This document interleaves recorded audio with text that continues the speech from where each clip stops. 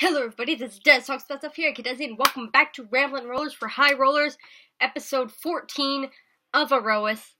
Once again, before we get started into this recap and review, daddy count. Guys, I was so close this week.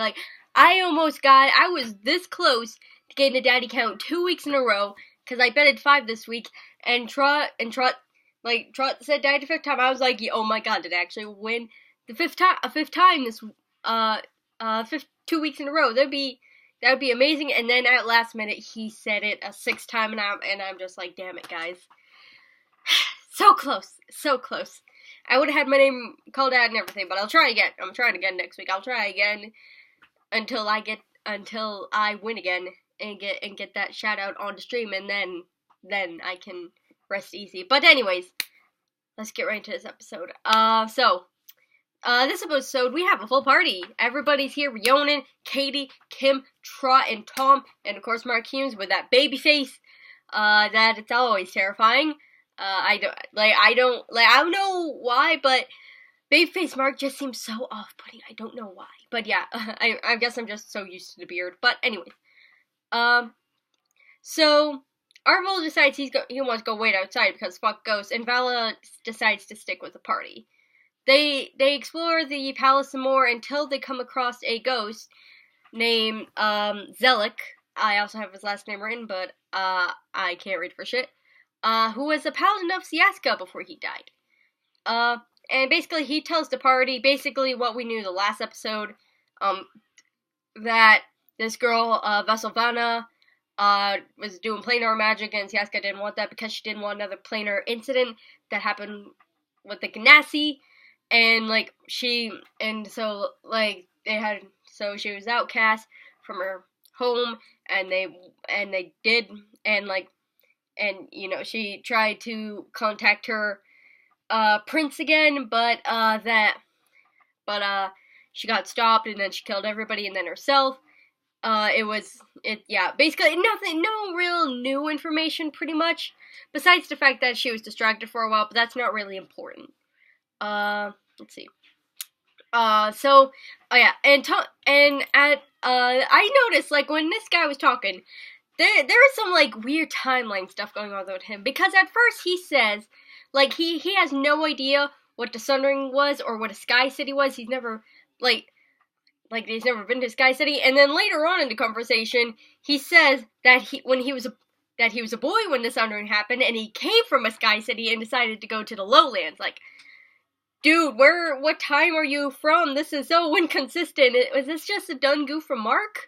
Is this something? I should probably tweet Mark about this later. I'm curious.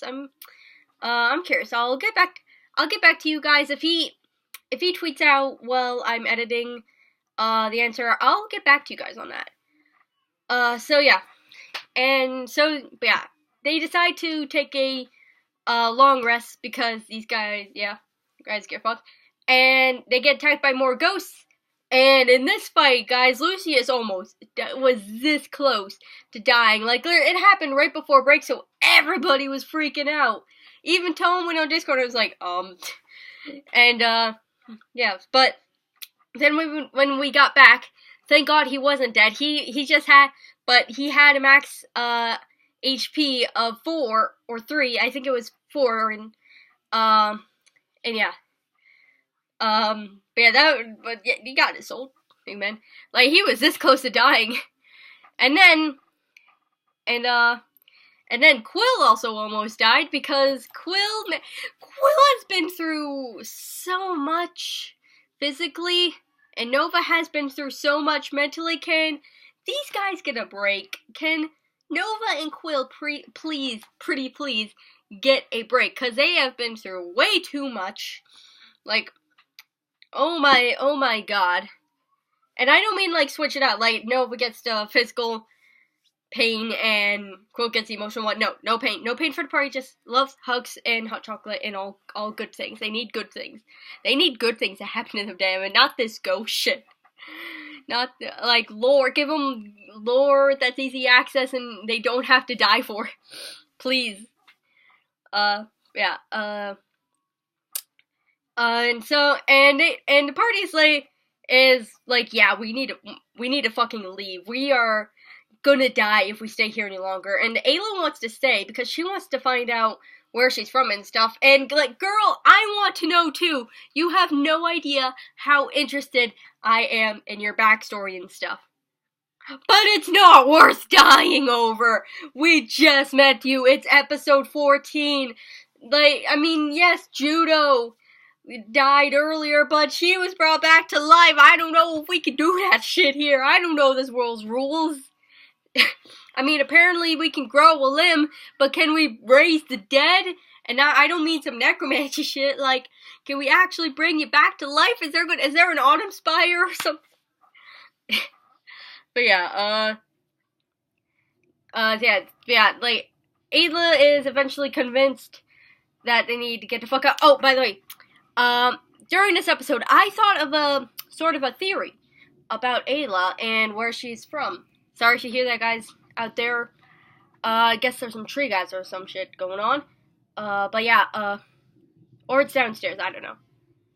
But basically, my theory for Ayla is that she is from another plane. Because there's this whole, think about it, there's this whole thing in this palace about planar magic. And, like, I mean, like, and dude said that Ayla's going to find the information she wants here.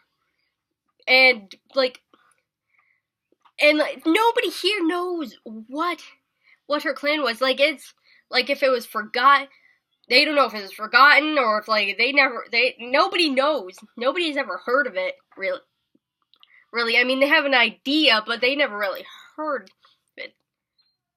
But that would make sense if they were from another plane.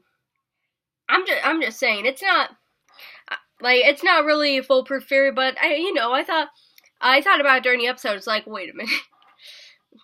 But yeah, I think it might be possible. There's probably been some things in the series that might contradict that, but who knows? But yeah, like right before they're about to slip the fuck out, Vesselvanna comes, and she's like, "Oi, bitch, what you doing here?" Okay, she doesn't exactly say that. But yeah, basically the party's a bit screwed, and Ayla and Nova go up to her and ask her for some knowledge, and she agrees, students, and she asks the others to leave because they're sick, and she doesn't want to get servants sick. And then, sorry about children in the background.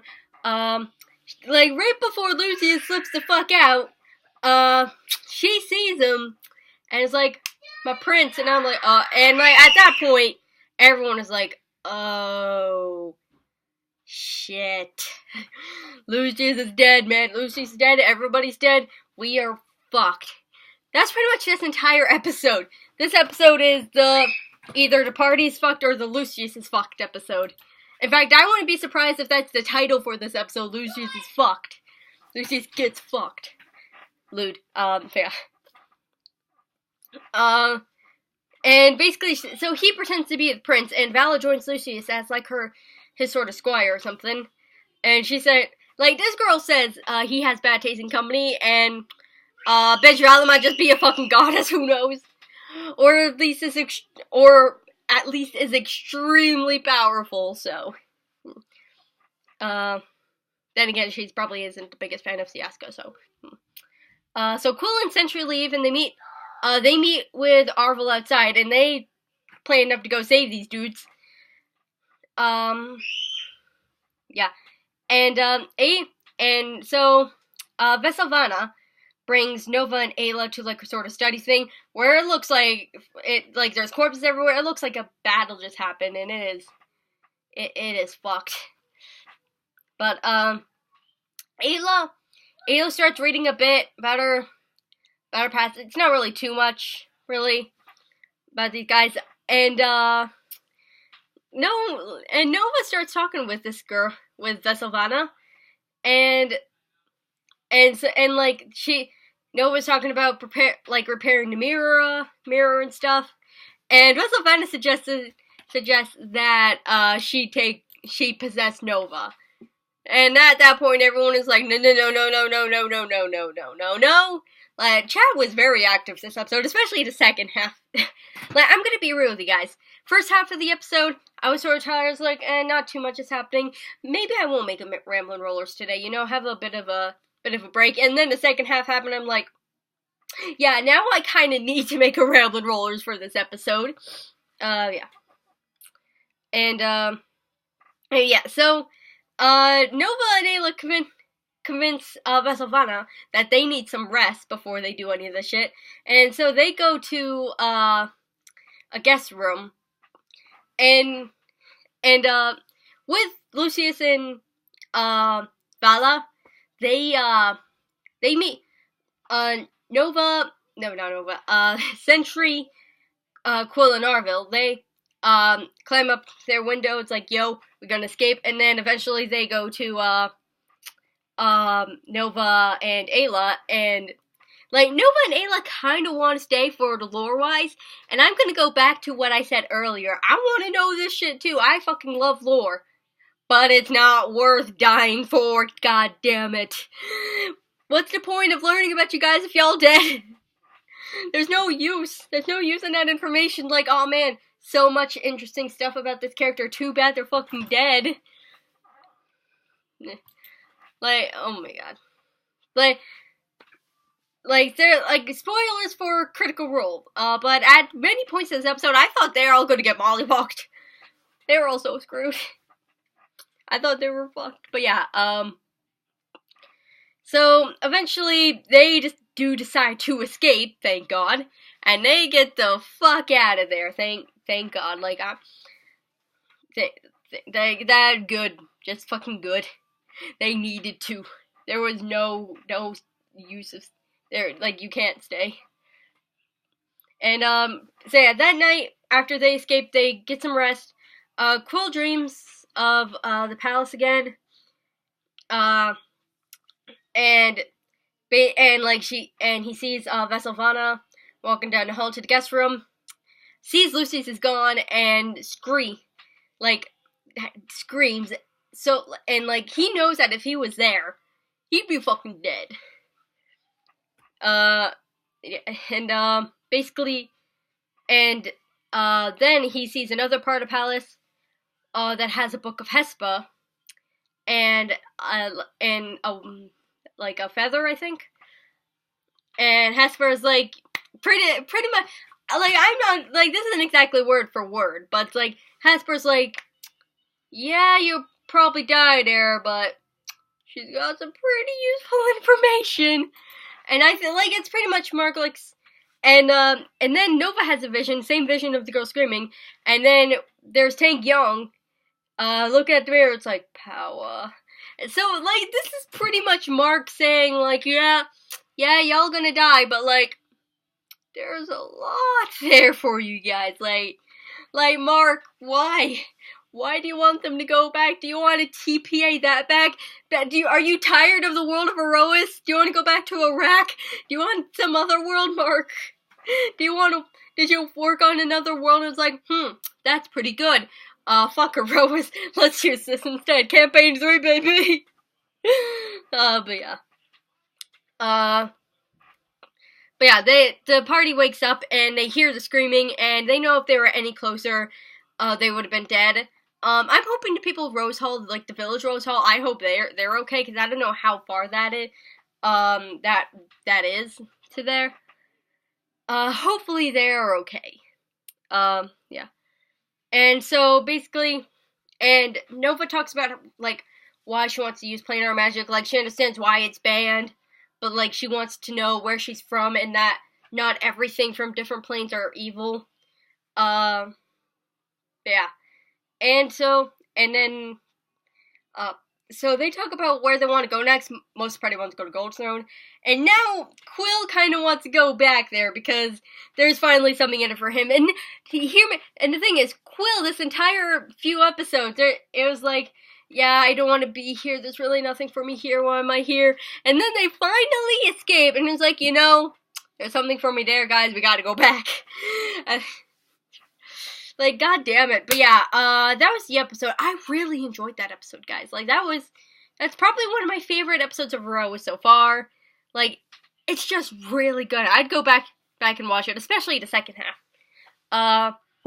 Like, I admit the first half was, like, especially the very beginning, it was a little bit sluggish for me, but then the second half, it just ramped it up. I mean, that's kind of most episodes of High Rollers, I think, but, you know, like, this episode just all at it. And I really hope there is a bunch of fan art for this episode, because there are so many moments worth of fan art. In fact, I might just make some later, because this episode was just my favorite so far. I absolutely loved it. But yeah, I can't wait for next week. Tell me what you guys think of it. Down in the comments below. What you think of this episode? What do you think of my theory? Do you have theories of your own? Did I miss anything? Please tell me down in the comments. I'd love to hear from you. And yeah, that's pretty much it for this week. Thank you guys for watching. I'll see you in the next video. Peace.